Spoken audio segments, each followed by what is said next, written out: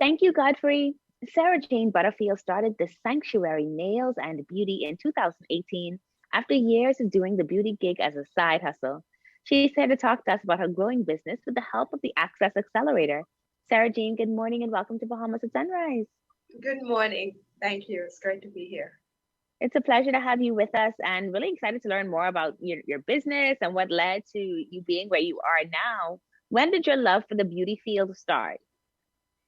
Well, from I was young, I always liked to meddle with makeup, polish nails, do all that stuff. So I think it was always something I had in me, and I just started doing it for friends and family, just, to say we're going out onto my girlfriend's makeup, shape up their eyebrows, and give pedicures to older persons in my family and stuff like that. So basically, it just started, it was always just a natural love.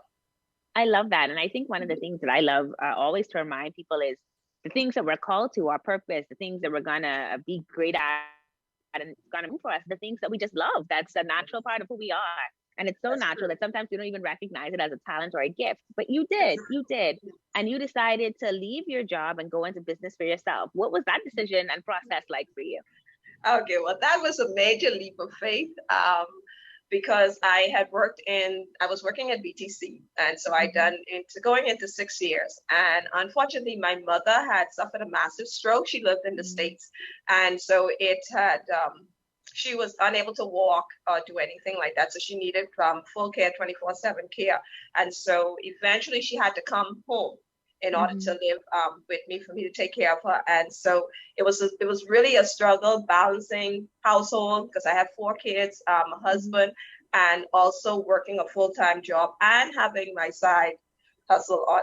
So it was a lot. It was really demanding. Some days I only operated on 3 hours of sleep. And so I Mhm. just made a decision. I said, listen, I have to find something that's gonna work for me and that's gonna afford me the flexibility in order to take care of myself and my family and my mom. And so that was really that what started my decision to make that move and to step out on my own. Yeah, well, that's a lot, and I'm so happy that you're willing to share that with us because I think some people feel like they're managing this entire thing alone, but there are so many people in similar circumstances taking care of Yes. children, but also taking care of parents, and then trying to find the time to take care of themselves and Yes. and their other loved ones. So it's great that you shared that with us, and great that you decided like now is the time. I'm gonna do something that works for me and allows me to live what I need to live, which is a multifaceted life. So Yes. kudos to you for making the decision Thank and how you. did you get plugged into the Access Accelerator program? And did that expand the idea for your business in any way? It most certainly did. I had knowledge of the Jumpstart program, which was one that the government had ongoing, and I Mm-hmm. knew a family member of mine who had participated in it, and he was able to get his landscaping company started through that. So I started inquiring about it, and one of my good former co-workers, Marlon Johnson, had informed me. He said, "Well, Sarah, they stopped that program, but I think there's something new with the Small Business Development Center." And so I went in, got the information that I needed, did my application, and that was how the process started. And to be honest with you, I had the best advisor. Tamron Isaacs was her name, and she was awesome. She was really she gave me all kind of encouragement and she advised me on a lot of stuff, and that helped the process because for me my process was seamless. You understand? It was really easy. um, when I had to fill out all my applications, all the forms, anything I didn't know, I could have come to her. She was so open and friendly, and that helped me a lot. Because even when I initially started, I only wanted to get certain things, and she was like, "Listen, sit down and imagine what you want your business to be like." She said, "Write down everything that you wanted and make application for it." And that's what I did, and I got 5 times more than what I had actually initially set to qualify for. Well, shout out to my good friend Tamron Isaacs. You're right. I haven't worked at the SBDC. I can tell you that she's simply amazing, brilliant Yeah, mind. And so I'm so happy that she was able to make that process easier for you. You know, did you find at any point that the pandemic affected this business for you? it did. It really did. Especially the industry that I'm in, the beauty industry. We were shut down for the first 6 months of the 8 months when the country was basically closed, from Mhm. March 15th, because I had just opened up. Well, I had secured this space That was in September of Mhm. 2019. And Mhm. so I gotten approved in November. And so all of my furniture and all supplies and everything got in like mid-December, late December. So right around Christmas was when I really was fully set up to Mhm. operate. And I was supposed to have done my grand opening in March, and here came the Mm. pandemic. And so March 15th, as of March 15th, we were closed. And so I was closed for Mhm. 6 months. So you can just imagine the impact that that had, Mhm. because rent still had to be paid, utilities still had to be paid, all my other financial obligations still had to be met. So, Mhm. it has been, even though it's been almost 2 years going Mhm. in from the pandemic, it's a trickle effect because you're still Mhm. trying to play catch up with Mhm. those bills because you don't have that income that you had projected. So Yeah. that has been a really challenging time. But I must say, with the Access Accelerator program right now, I have a post-funding advisor who is Mr. Leo Rule. Mr. Colin Mhm. Smith was actually my advisor, but his contract had ended. So now Mr. Rule is he actually facilitated my post funding, which allowed me to expand and put in a hairstylist area because it was only nails that we did at first. Okay. Yeah.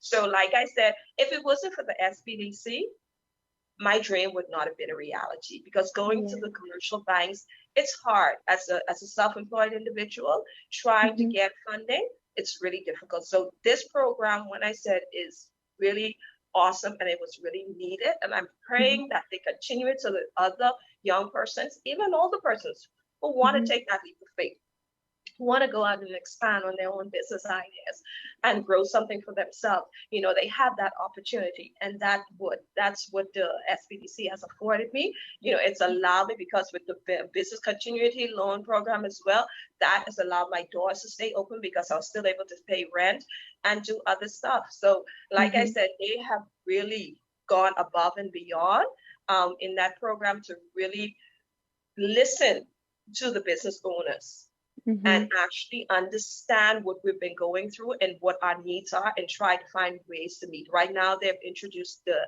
distressed grant, which is I think was 250,000. The government has extended, and we're praying that they do add additional because we have far more applicants than Mhm.